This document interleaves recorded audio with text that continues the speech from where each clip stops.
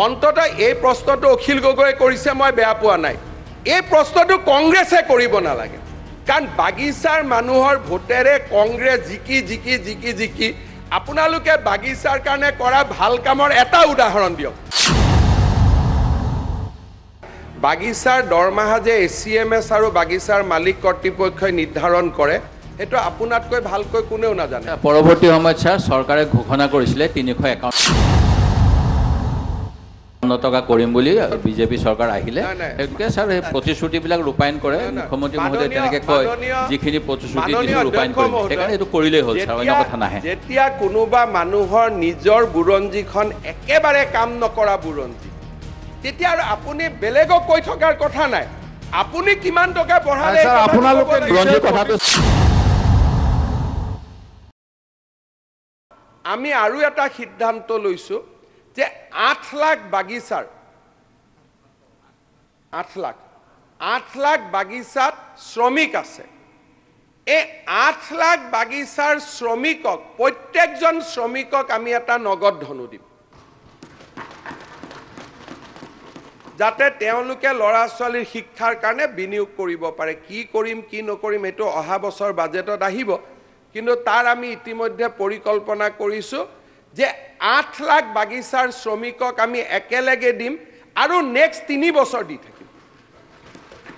যাতে যেতিয়ালৈকে লাইন এটা দৰিদ্ৰতাৰ কবলৰ পৰা তেওঁলোক মুক্ত হৈ ওলাই আহিব নোৱাৰে গতিকে আমাৰ হাতত বহুত বিলাক আমি স্কিম হাতত ৰাখিছো আৰু এই স্কিম বিলাক হৈ থাকিব খালি কৰবাত যেতিয়া মই আনিছো বুলি কবগৈ তেতিয়া কৰবাত যে মুখ্যমন্ত্ৰীৰ অলপ চলপ ইয়াত সব হৈ গল মোটামুটি এতিয়া হাজিৰাটো বঢ়াই দিলে হৈ গল হাজিৰাটো চাহ শ্ৰমিকৰ হাজিৰাটো বঢ়াই দিলে বাকি বিলাক সব হৈ গৈছে মোটামুটি হাজিৰাটো কেতিয়া বাঢ়িব হাজিৰাটো কেতিয়া বঢ়িব 16 চনতে কৈছিলে হাজিৰাটো বঢ়াম বুলি অকল এটো হাজিৰাটো বঢ়াই দিলে আৰু বাকি বিলাক হৈ যাব আৰু তেতিয়া আপুনি যেটো কৈছে এটোকে মই উত্তৰ দি আছো হাজিৰাটো ভাস্কৰ জ্যোতি ফুকনে কেতিয়া বঢ়াব খুদি লক তেওঁৰ বাগিচাত তেওঁ আজি ঘোষণা কৰি দিয়ক চৰকাৰী ঘোষণা চৰকাৰে ঘোষণা কৰিব নালাগে স্যাৰ এটো চৰকাৰী ঘোষণা কোৱেশ্চন আৱাৰটো স্যাৰ চাব লাগে অলপ বিৰোধী দলপতি গৰাকীয়ে নিজে জানে তেখেতৰ পিতৃ অসমৰ মুখ্যমন্ত্ৰী আছিল দীঘলীয়া ৰাজনৈতিক ইতিহাস বাগিচাৰ দৰমহা যে এচিএমএছ আৰু বাগিচাৰ মালিক কৰ্তৃপক্ষই নিৰ্ধাৰণ কৰে হেটো আপোনাতকৈ ভালকৈ কোনেও নাজানে পৰৱৰ্তী সময়ত স্যাৰ চৰকাৰে ঘোষণা কৰিছিলে 351 টকা কৰিম বুলি বিজেপি চৰকাৰ আহিলে একে স্যাৰ এই প্ৰতিশ্ৰুতিবিলাক ৰূপায়ণ কৰে মুখ্যমন্ত্ৰী মহোদয় তেনেকৈ কয় যিখিনি প্ৰতিশ্ৰুতি দিছে ৰূপায়ণ কৰে সেইকাৰণে এটো কৰিলেই হ'ল স্যাৰ অন্য কথা নাহে যেতিয়া কোনোবা মানুহৰ নিজৰ বুৰঞ্জীখন একেবাৰে কাম নকৰা বুৰঞ্জী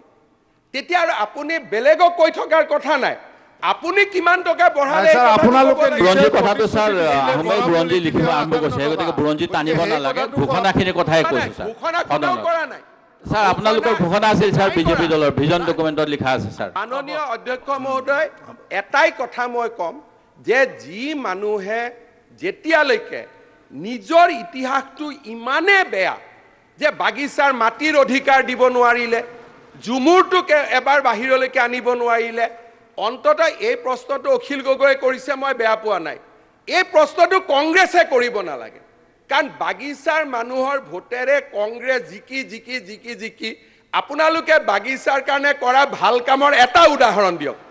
এটা মাত্ৰ উদাহৰণ গোটেই আইনখিনি স্যাৰ ব্ৰিটিছৰ পৰাধীনতাৰ পিছত 27খন আইন আনিছে প্লেন্টেশন লেবাৰ এক্টকে আদি কৰি আৰু বিজেপি চৰকাৰৰ স্যাৰ সাংসদে পিএলএ এখন নাইকিয়া কৰি দিব বিচাৰিছে সেই গতিকে স্যাৰ হেখনে আটাইতকৈ ডাঙৰ শ্ৰমিক বিৰোধী কথা এটা কথা চাব যেতিয়া বাগিচাৰ ভাল কথাখিনি কৈ আছো কংগ্ৰেছ দলৰ মনটো বেয়া হৈ গৈ আছে যে আপোনালোকে কোৱেশ্চন আৱাৰ নষ্ট হৈছে হেতু নহয় স্যাৰ বেলেগ সময় লওক স্যাৰ আপুনি বেলেগ ডিভাইসত সময় দিয়ক আমাৰ হাউসৰ লিডাৰক স্যাৰ মই থিয় হৈ আছো প্ৰথম কথাটো হ'ল আজি বাগিচাৰ শ্ৰমিকক অৰুণোদয় কোনে দিলে তাৰমানে বাগিচাৰ দৰমহাতেতো আমি অৱদান দিলো আজি যে 1250 টকা যে এতিয়া আমি মাহত দিলো হেতুটো দৰমহাতে আমি দিলো এতিয়া যে মই কিবা এটা দিম বুলি কৈছো সেইটোৱে মোটামুটি দৰমহা আপুনি কোৱা সংখ্যাটোতে লৈ যাব মোটামুটি মই অংক কৰি থৈ দিছো আপুনি কোৱা এটা মোটামুটি এটা হিচাপত লৈ যাব আমি যি ইয়াত আলোচনা কৰি আছো মই শব্দটো মোটামুটি কৈছো গতিকে এইটো মই মুখৰ পৰা নোহোৱা কৰি দিম কিন্তু অখিল গগৈয়ে প্ৰশ্নটো কৰাত মই বেয়া পোৱা নাই কিন্তু কংগ্ৰেছৰ গোটেই ইতিহাসটো চাহ বাগিচাৰ মানুহক এটা সময়তো কোৱাই আছিল যে আলি কুলিৰ ভোটেৰে কংগ্ৰেছে জিকে, যদিও আলিও কোৱাটো সন্মানৰ কথা, কুলি বুলি ক'ব নাপায়, তথাপিতো তেনেকৈ চলি আছিল। গতিকে মই ভাবোঁ যে কংগ্ৰেছ দলে বাগিচাৰ মানুহৰ ওপৰত যেতিয়া আমি কিবা ভাল কথা কওঁ, একো কৰিব নোৱাৰিলেও শুনাৰ অভ্যাসটো কৰক, শুনি থাকিলে ভাল।